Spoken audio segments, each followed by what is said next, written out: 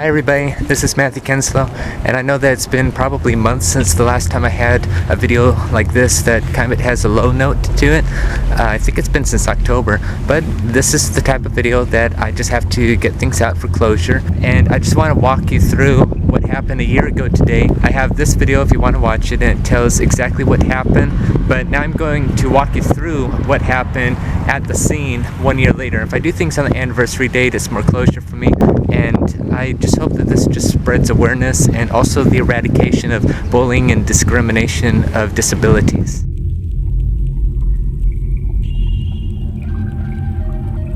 So the experience begins here on Westminster. The cross street is 15th Street back there, and I was just walking down this street and I heard laughter in the background, and I look over and there's a bicyclist that came over on the other side there, and he was just looking toward me, and I'm like, okay, is there anything that he wants to ask me about or whatever? And he just kept on looking toward me with a cross between a smirk and a smile, and he continued to go, not looking where he was going, just to stare back at me. And so that's how I know that this was intentional. There's something about me. But as soon as he went a few feet, there came another bicyclist behind him and was gaining up on him, and then they both sped off that way and turned the corner back there, racing back home, I guess. I'm not against these people.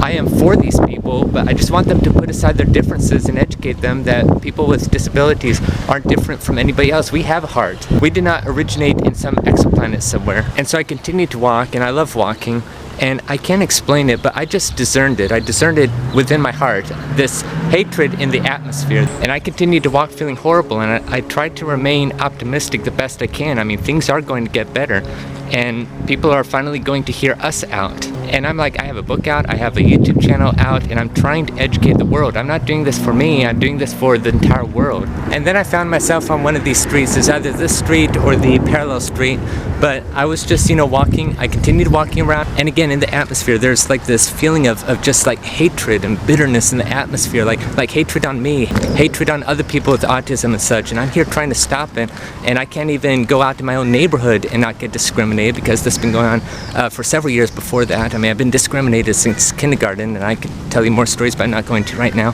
But I found myself, I believe, on the street or the next street, and there was a car, like a black SUV or something, that came behind me, and the car continued to go and then pull in.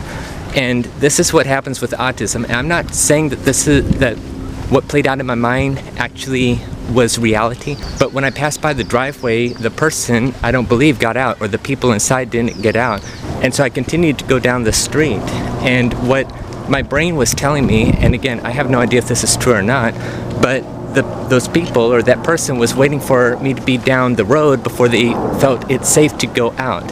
And whether or not that's what happened, I'm sure that there have been other times throughout my life when that has happened. I've had some of the most strangest looks, even last summer 2021. I mean, the discrimination didn't stop March 20th, 2021. It lasted all throughout the summer, and I have several YouTube videos explaining things that happened last summer alone, what people have done because I happened to be near, and I also have body cam evidence, which is the reason why I carry body cam for things like this, just in case something were to escalate even more, and then suppose they deny it. Well, I have proof that, you said these things to me, or you laughed at me, or you cussed at me, which has happened before. I mean, I was never, it was never contested or anything, but just in case. So from one of those streets, I exited on this road right here, and I believe I was on the other side, but there's a lot of bees over there. I've never been stung by a bee once in my life, and it's not going to be today, so I'm just over here. But I was walking toward Newport Harbor High School, which is behind me, and the same thing. There must have been something going on over there, and there were people walking out of Newport Harbor and such. May have been like a sports thing or something, and there was probably at least one or a couple of people that were just staring at me in a way. I mean, I could discern by the countenance that it wasn't a casual stare, and that happened like right here at this spot right here. And it was about sunset at this point, and I was just looking up at the pink skies, just in my heart, just crying out like, why is this still happening? Why is it happening? And why am I not doing anything to stop it when I've already had a book out, I have a YouTube channel, and I'm trying to stop it? Why is this still going on? People with autism should not, or any disability, should not fear any time that they go outside of their apartment, much less be discriminated. So I just continued to walk. I almost giving up, but I just continued to walk some more. So my darn little 3-pound brain found myself on this street, and this was about 90 minutes after the incident occurred with the bicyclist. And I'm walking down the street, and I look over and I see this Be Kind poster right here. And I'm like, I think I'll take a picture of that because I've been taking a picture of kindness around the neighborhood anyway. But as I was taking a picture, I looked up and I saw a familiar looking person off in the distance, and he saw me. We saw each other at the same time, and so he had this astonished look and such. I'm just adding this real quick during post-production. In case I wasn't clear, when I said that I saw a familiar person, that was the same person, the same biker that I saw earlier that day. So I'm like, okay, I better cross the street now. I kept on looking forward, going straight forward, and as soon as I passed them, I started to hear laughter again. So I'm turning around, and I look at them, and they're looking back at me. Both of them, both bicyclists. So I turned back, and I continued to walk a few more feet, and I heard laughter again. I turned around again, and they were still laughing, looking down, looking back up, looking down, looking back up, and all that. And then I got around here at the corner, and all of a sudden, I cannot explain it. It's something that was in my spirit. I just discerned that I was in danger. I turned around one last time, and I just started to run. And then that slowly went to a jog, and then brisk walking, because I was walking for like 90 minutes, and I'm kind of a bit weary, and so I'm looking down the street right behind me, and I'm like, oh my gosh, this is a long street. I'm looking down the alley right there, and I'm like, if these guys are just starting to chase me, number one, they're on their bikes, so they're faster than me, and I'm like, I was completely discombobulated. I'm on a long street. There's the alley right there. I have no idea if I go down the alley, would they see me go down the alley? And then if I hide behind the first wall I see, would they find me? And I started to have impending doom feelings, like, oh my gosh, if I don't act quick, this might be the end.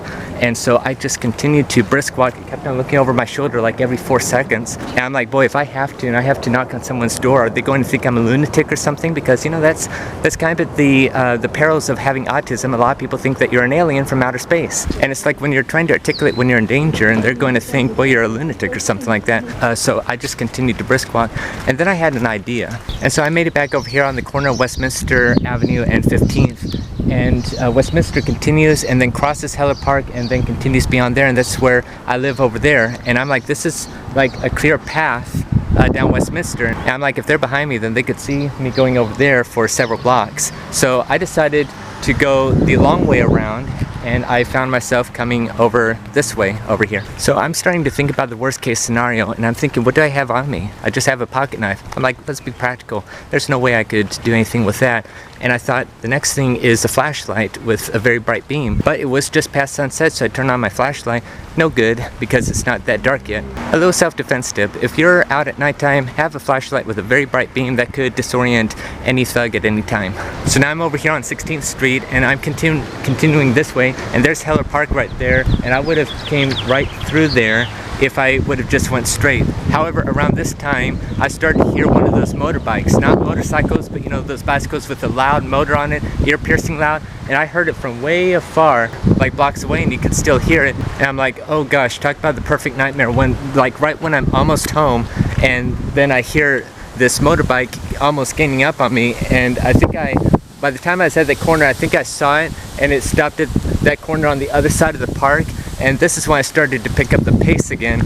And I mean, I just couldn't believe this. Does it all come down to this? I mean, is it going to end like this? I mean, I'm not saying that they were going to kill me if they were following me. I mean, I hope not, but I'm like, what's going to happen? And I don't think you could blame me as an autistic, because they were laughing at me, they were staring at me, then they were laughing, and every time I turned around, they were just looking at me and laughing. So I know I would take $1,000 to the bank. I know this was discrimination, just because to them I do look like a Martian from Mars, or some alien from some exoplanet. I know that's how I look and how I'm perceived by a lot of people in this community. I'm not saying everyone in Costa Mesa or Newport Beach are autistically discriminate like that. I'm just saying I have had those looks. And so I was just brisk walking, trying to get to my apartment safely. I hear this motorbike gaining up on me, and I'm starting to pick up speed over here, and I go over to this place right here, and I literally hide behind here, right here, and I'm looking that way, and as soon as I get over here, I just wait a few seconds, and I just see the motorbike with a big beam just come and stand right there, and he looked both directions, and then he zoomed off that way at 100 miles per hour. And so that's kind of where my story ends. I'm like, safe now. And so I just walked back to my apartment after that. And to this day, I have no idea if that was a coincidence or not, and odds are it was probably a coincidence. But this is what happens to an autistic brain, and sometimes we can't be too careful. And I get in the door, and I close the door, lock it behind me, I go upstairs, and I just sit down and collapse and contemplate it and thought, and I'm like, I know what to do. I got to get on the camera and explain everything that happened. And that is when I filmed that video a year ago today and posted it a year ago today. And when I was filming it, when I was editing it, I was just all tied up in knots. I wouldn't eat anything, if you know what I mean. I just couldn't concentrate. I just felt so hurt. And this wasn't the first time. This was like probably the 1000th time in my life. But you know, every experience piles on top of each other for us. And having autism, we are more susceptible of experiencing these things. I was just so discombobulated. It took a long time to film it. It took a long time to load and export it. It took a long time to edit it together. And then it took a little while to upload it, but I finally got it uploaded that night. And so as soon as I finally uploaded it, I started to get support from my friends over in Montana and Patterson, New Jersey. And in the morning I started to get support from like Scotland and Switzerland and Palm Beach County, Florida, and elsewhere around the world. It was a quite humbling experience. I appreciate the support. Even though I started to get a lot of support on Facebook, YouTube, and Twitter, it still didn't take away the hurt initially, and it really distracted me. I had a CSET to study for math, and every time I was trying to focus on a problem, boom, those bicyclists were in my mind again, and my autistic brain started to think about ways that it could have gotten worse, or what if things escalated and such, and why did they laugh at me the way they did just because I'm an autistic? Why is it that we have to go through this? And I say that in my video a year ago, like, what is the problem with living with autism? There is no problem. No one should be ashamed of having a disability. You should view it as a different ability of how our minds work, and that's my encouragement to everybody here. And over the next few nights it was grueling, because as I was trying to go to sleep, I was just so queasy and filled with knots on the inside, and it just felt so horrible. Kind of a bit like every time that this happens, like August 19th, 2017, when that guy at the park did what he did.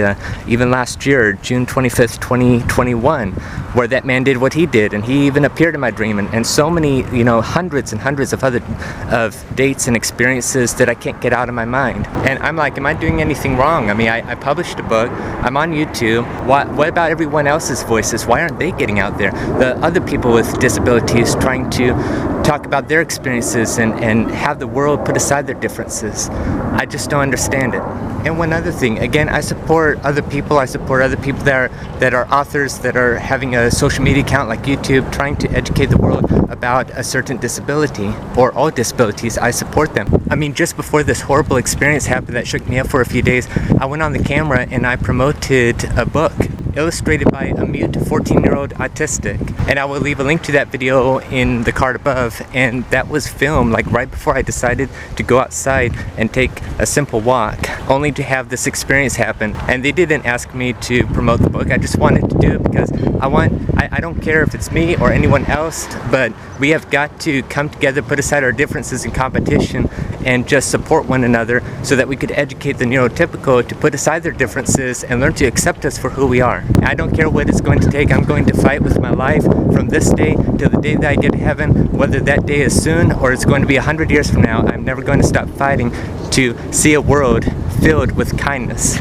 I will not stop fighting for equality. Again, we're one score in the 21st century. Shouldn't bullying and discrimination been eradicated by now? So in the end of the day, I'm very appreciative for all the support that I received around the world, and it's very humbling. So I invite you to watch this video to actually read the support that I've received, and just know that I say thank you very much. And at the end of this video, I'm going to show you other comments that I received within the past 365 days regarding this, and just know that I say thank you from the very bottom of my heart. And one last thing, this experience 1 year ago today, March 20th, 2021, kind of it disturbed me in a way that I just couldn't do what I love to do, and that's walk around my own neighborhood. It was literally not until April 3rd, 2021 till I took a walk again. So from March 20th to April 3rd, I didn't go out on a leisurely walk. I mean, I don't walk like every single day, but I walk often, and I was just too shooken up to even walk. So as a final encouragement for anyone listening is, I'm willing to do whatever I can at my expense. I'm not doing this for money or anything. I want to help the world. I would do anything to do so, and that would probably be speaking from schools to media programs and such. So if you know any producers or principals or teachers or pastors, then please refer them to me if you want to, or anybody else that you know who is like me and they're speakers as well. But what this world needs is voices from a first-hand perspective, encouraging everyone to put aside the differences, and for the people who have a disability or something, just don't let it beat you to the ground. Keep going and persevere, because you have a purpose and a calling. And that's what I want to conclude this video with a high note, that anyone can do what they set their mind to do. And if you have a disability, don't let that slow you down, and just be optimistic like me, like things will get better. But we need to fight to end bullying and discrimination peacefully. And that's my supplication. I do have a whole autism awareness and acceptance playlist if you're interested. Talk about the pros and the cons, and it does have videos where I expose things that happen in my neighborhood, things that have happened to me, especially last year, and other times like in 2020, 2014, and all that, if you're interested in that. But I also have videos, just explaining different traits of having autism. But in the end of the day, I hope that everyone stays encouraged and stays safe. Have a good day.